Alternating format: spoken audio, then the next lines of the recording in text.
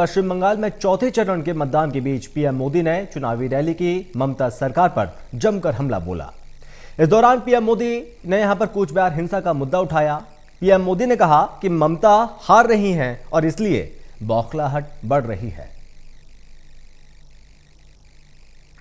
पश्चिम बंगाल में चौथे चरण की वोटिंग के बीच प्रधानमंत्री नरेंद्र मोदी ने पांचवें चरण का प्रचार तेज करते हुए चुनावी रैली की। इस दौरान प्रधानमंत्री नरेंद्र मोदी ने कूच बिहार हिंसा का मुद्दा उठाते हुए ममता सरकार पर कई आरोप लगाए। प्रधानमंत्री ने कहा कि ममता बनर्जी हार रही है, लिहाजा बौखलाहट बढ़ रही है। पश्चिम बंगाल में चौथे चरण के मतदान के बीच प्रधानमंत्री नरेंद्र मोदी ने बंगाल के सिलीगुड़ी में चुनावी रैली की। चुनावी रैली को संबोधित करते हुए पीएम मोदी ने कहा कि नॉर्थ बंगाल भारत माँ के गले में ऐसी भव्य माला है जिसमें अलग अलग भाषा, जाति, भिन्न भिन्न समुदाय के लोग अलग अलग फूलों में गुथे हुए हैं। यहाँ एक भारत श्रेष्ठ भारत की सुंदर तस्वीर दिखती है। अपने चुनावी भाषण में पीएम मोदी ने कूच बिहार हिंसा का मुद्दा उठाया। प्रधानमंत्री मोदी ने कहा कि इस बीच कूच बिहार में जो हुआ है वो बहुत दुखद है। जिन लोगों की मृत्यु हुई है मैं उनके निधन पर दुख जताता हूँ। मेरी संवेदनाएं उनके परिवार के साथ हैं। बीजेपी के पक्ष में जन समर्थन देखकर दीदी और उनके गुंडों की बौखलाहट बेकाबू होती जा रही है। कूच बिहार में जो हुआ है वो बहुत ही दुखद है। जिन लोगों की मृत्यु हुई है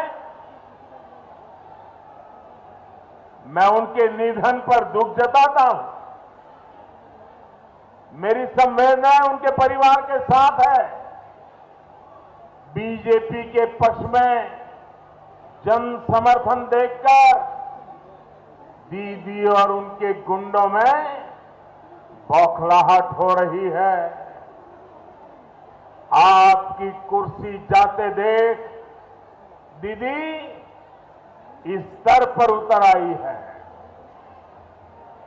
लेकिन मैं दीदी को, टीएमसी को, उनके गुंडों को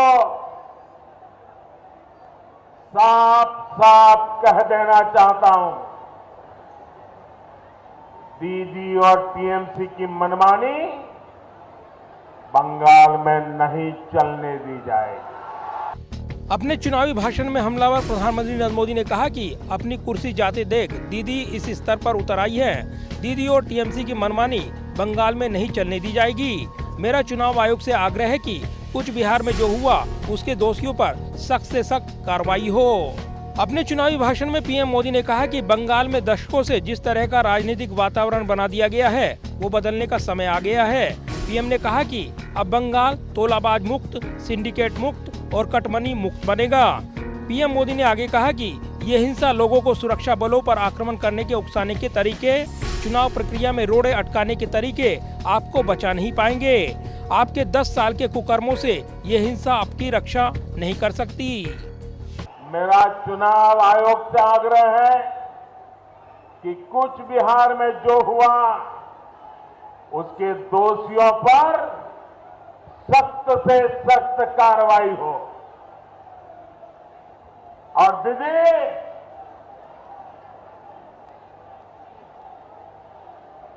ये हिंसा